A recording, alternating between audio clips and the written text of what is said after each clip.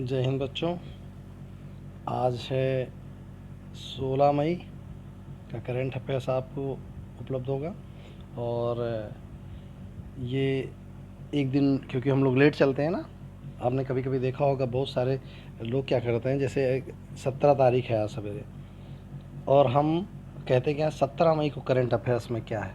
अरे भाई 17 मई को तो अभी शुरुआत हुई है जी, 16 मई की बात क्यों नहीं करते। आप एक दिन बिफोर चलेंगे ना, तभी तो आप पता चलेगा पूरे दिन में घटनाएं क्या हुई। और आप उन घटनाओं को अगले दिन सवेरे कहना 17 तारीख की घटना है, कैसे संभव है यार। एक दिन बिफोर ही चलेंगे ना। तो हम लोग बात करते हैं 16 मई को राष्ट्रीय और अंतर्राष्ट्रीय खबरें क्या रहीं जो हमारे लिए परीक्षाओं के लिए महत्वपूर्ण थीं। पढ़ाई से पहले रोज़ की तरह आपसे रिक्वेस्ट कि ज़्यादा से ज़्यादा आप इसको दोहराएं, और यही दोहराना ही आपके लिए बेहतर होगा। चलिए शुरू करते हैं आज का सेशन। और आज का पहला आप कल का जवाब दीजिए भाई। फ्रेंच खिलाड़ी रेमी डिगेरियो पर यूसीआई ने 4 वर्ष का बैन लगाया। ये किस खेल से संबंधित है? तो मैंने आपको कहानी सुनाई थी इनकी साइकिलिंग की, है ना। ये तो किस खेल से संबंधित है भाई? ये तो ये साइकिलिंग से संबंधित है ना। चलिए अगला अब शुरू करते हैं अपना हैंडसम टाइप का सेशन। तो सबसे पहले इनको देख लीजिए, पहचान तो गए ही होंगे। अरे भाई अच्छे से पहचानते हैं इनको, सब कोई जानता है इनको। तो चलिए अब इनके बारे में देखा जाए क्या है। हाल ही में किस राज्य सरकार ने स्नेहर पोरोस योजना प्रारंभ की है? तो ये शुरू की है वेस्ट बंगाल ने। प्रवासी मजदूरों है तो यह योजना प्रारंभ की गई है।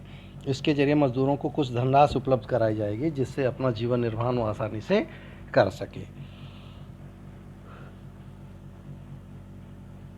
तो भाई बात है वेस्ट बंगाल की, तो बात करते हैं वेस्ट बंगाल में महत्वपूर्ण क्या है।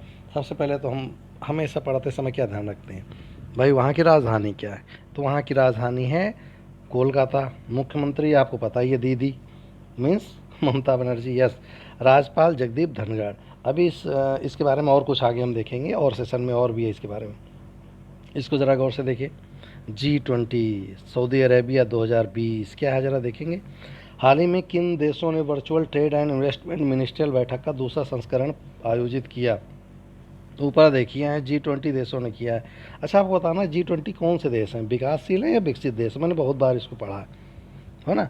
भारत का प्रतिनिधित्व कौन किया होगा भाई? वाणिज्य और उद्योग मंत्री हैं पीयूष गोयल जी, उन्होंने किया है। अध्यक्षता सऊदी अरब के वाणिज्य मंत्री माजिद अल कास्बी ने किया है। इसकी स्थापना कब हुई थी? तो इसकी स्थापना हुई थी 26 सितंबर 1999 को।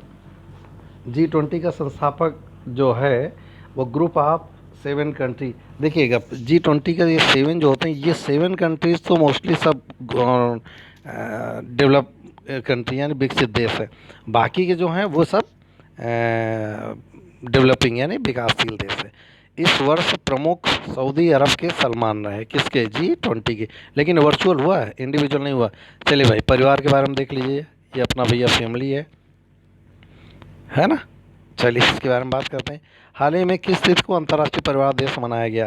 तो भाई 15 मई को मनाया गया था परिवार दिवस। जो छूट गया था उसको हमने यहाँ पर ऐड कर दिया। आप कहेंगे सर इसको पढ़ने की इस समय ज़रूरत क्या है, परिवार दिवस भी कोई दिवस होता है? अरे भाई आपने देखा होगा जो इस समय घटनाक्रम चल रहा है लॉकडाउन का, इस दौरान घरेलू हिंसा के केसों की संख्या क्या हो गई? बहुत ज़्यादा बढ़ गई। मैं इस पर बहुत जल्दी वीडियो बनाकर आप तक पहुंचा रहा हूँ कि आखिर ऐसा क्यों हुआ एज ए साइकोलॉजिस्ट। तो हम देखेंगे कि ये जो परिवार दिवस है ये लोगों को, परिवार को जोड़ के रखने, परिवार को आपस में सौहार्द बनाए रखने के लिए परिवार दिवस मनाया जाता है ना। चलिए अगला। तो यह है परिवारों के महत्व और परिवारों के विकास में अंतर्राष्ट्रीय समुदाय की भूमिका के बारे में जागरूकता फैलाता है। संयुक्त राष्ट्र महासभा द्वारा 1993 में संयुक्त राष्ट्र महासभा द्वारा 1993 में यह दिवस 15 मई को मनाने के लिए प्रस्तावित किया गया था। संयुक्त राष्ट्र महासभा संयुक्त राष्ट्र संगठन का ही एक अंग है। तो सबसे पहले United nation, that is United nation 24 October 1945, yes. और संयुक्त राष्ट्र महासभा इसी का एक छोटा सा अंग है ना। इनको ज़रा पहचान लीजिए भाई अच्छे से। नाम लिखा है रॉबर्ट अजेवेडो। कौन थे? WTO के डायरेक्टर जनरल। इन्होंने भैया दे दिया इस्तीफा। क्यों इस्तीफा दिया? अमेरिकी राष्ट्रपति डोनाल्ड ट्रंप इस समय दो लोगों को जी भर के कोस रहे हैं। कौन है दो लोग? एक तो हैं WHO के अध्यक्ष और दूसरे हैं WTO के अध्यक्ष।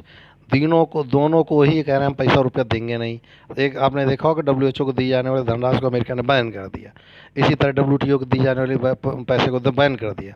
तो इन्होंने असम्मान होने की वजह से अपने पद से क्या दे दिया, इस्तीफा दे दिया। इन्हें 2021 में इनका कार्यकाल पूरा होना था, इन्होंने पहले कर दिया। ठीक है, तो डब्ल्यूटीओ की स्थापना कब हुई थी? 1 जनवरी 1995। हेडक्वार्टर है जेनेवा स्विट्जरलैंड में। सदस्य देश हैं 164। अच्छा, डब्ल्यूटीओ के बारे में एक चीज़ और समझ लिया। डब्ल्यूटीओ का क्वेश्चन पूछा गया था कि डब्ल्यूटीओ किसका परिणाम है? ध्यान रखना, डब्ल्यूटीओ गैट वार्ताओं का परिणाम है। गैट वार्ताओं का परिणाम है डब्ल्यूटीओ। डब्ल्यूटीओ से पहले general agreement trade and tariff हुआ करता था। 1995 में इसको बदलकर डब्ल्यूटीओ किया गया।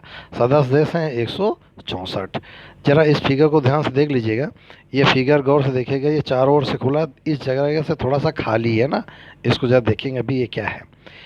तो राष्ट्रमंडल स्वास्थ्य मंत्रियों की एक बैठक हुई है, ये 32वीं बैठक थी। इसमें अपने हर्षवर्धन जी, डॉक्टर हर्षवर्धन जो स्वास्थ्य परिवार कल्याण मंत्री हैं, ये इन्होंने शामिल किया है, सम्मिलित हुए थे। ये जरा गौर से देखिएगा, इसमें जो खुला स्थान है वो ये इंडिकेट करता है कि स्वास्थ्य सेवाएं कभी पूरी हो ही नहीं सकती। क्यों?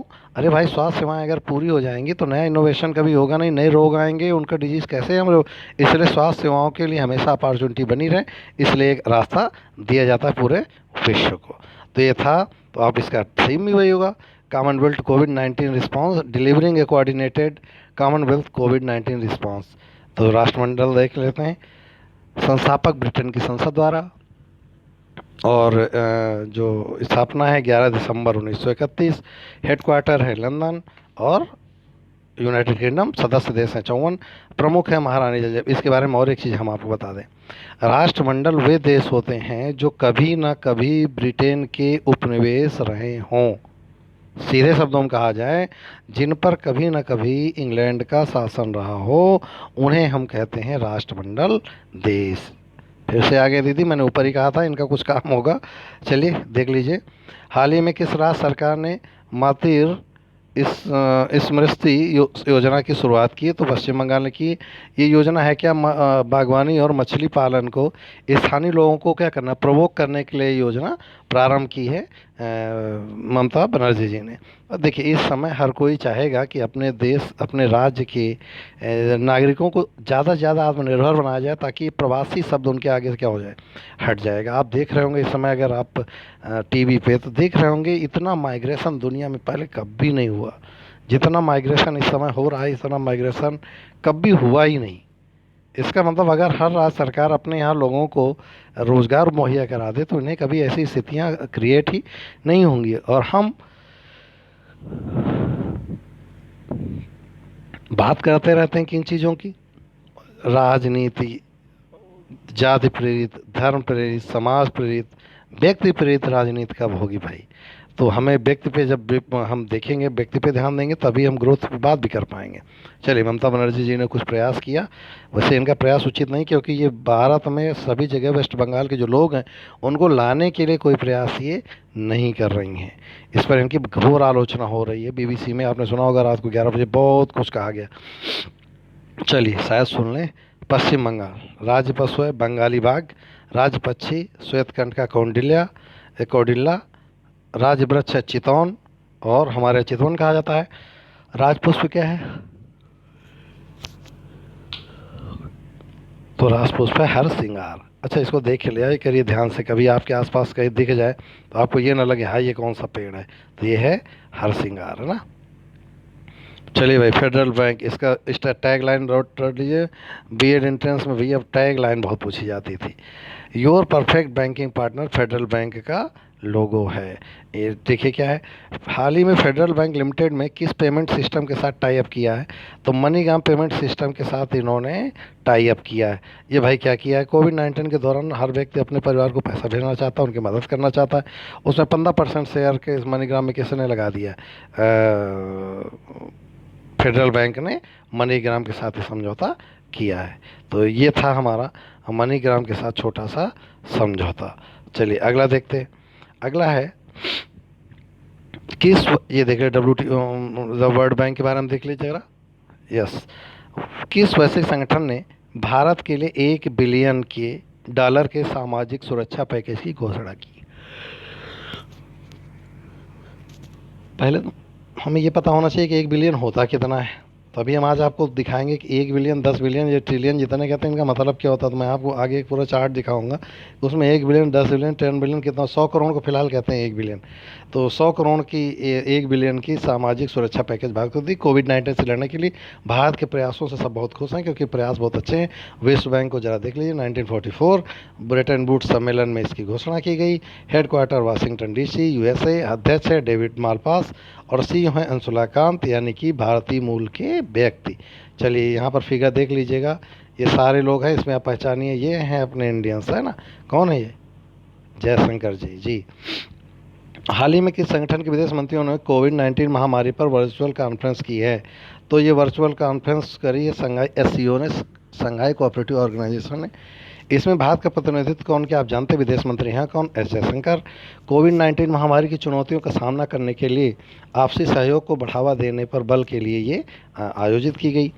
एससीओ को देख लेते हैं, संघाई कोऑपरेटिव ऑर्गेनाइजेशन, स्थापना 2001, हेडक्वार्टर बीजिंग चीन, महासचिव व्लादिमीर नोरो। Yes yes. अगला है एपीडा, बहुत महत्वपूर्ण है, इसको हम आगे बहुत agriculture and processed food export promotion development authority, APEDA. फिर से रिपीट कर रहा हूँ, agricultural and processed food export promotion development authority, that is APEDA. देखेंगे क्या है, हाल ही में केंद्र सरकार द्वारा किस फसल के लिए निर्यात संवर्धन मंच की स्थापना की गई? तो चावल के लिए की गई है यह। इसका ज़्यादा से ज़्यादा चावल का निर्यात किया जाए उसके लिए बनाया गया एपीडा को संस्था के रूप में, है ना। अगला देखते हैं, ये था हमारा लास्ट सेशन का अंतिम बिंदु। अब कुछ महत्वपूर्ण देखते हैं। केंद्रीय स्वास्थ्य मंत्री हर्षवर्धन ने कोवास 6,800 या 6800 टेस्टिंग मशीन राष्ट्र को, ये नाम है इसको, यहाँ रुपया पैसा नहीं भैया, कोवास 6800, ये क्या है? तो ये कोविड-19 की जांच करने की एक मशीन है जिसमें लगभग एक दिन में 24 घंटे में 1200 टेस्ट किए जा सकते हैं। और ये केवल इसके लिए ही नहीं होगा, बहुत सारे मर्जों की जानकारी के लिए इसको लिया गया है, जिसमें viral hepatitis B, C, HIV, MTB, papilloma, CMV, chlamydia, Neisseria आदि जितने भी वायरस जनित हैं इनकी भी अब अच्छे से जांच हो पाएगी। तो इसको शामिल किया गया है अब भारतीय जांच एनसीडीसी जो होता है ना दिल्ली में, वहाँ पर स्थापित किया गया है। राष्ट्रीय रोग नियंत्रण केंद्र की स्थापना 1909 में। फिर आ गया भैया 1909, तो आपको ध्यान रखना है 1909 में कौन से महत्वपूर्ण घटना है वही लिखिए। जितनी बार लिखिएगा, जितनी बार गुनिएगा उतनी बार आगे बढ़िएगा। राष्ट्रीय रोग नियंत्रण मुख्यालय कहाँ पर है? नई दिल्ली में। National centre for disease control director कौन है? सुजीत कुमार जी। इंपॉर्टेंट नोट्स देख लीजिए। यूनाइटेड नेशन ने जारी की world economic situation and prospects report, विश्व जीडीपी 3.2 का अनुमान। ये बहुत अच्छी बात नहीं है, 3.2 बहुत कम जीडीपी, लेकिन बहुत जल्दी से हम बाउंस बैक करेंगे, सही हो जाएगा सब।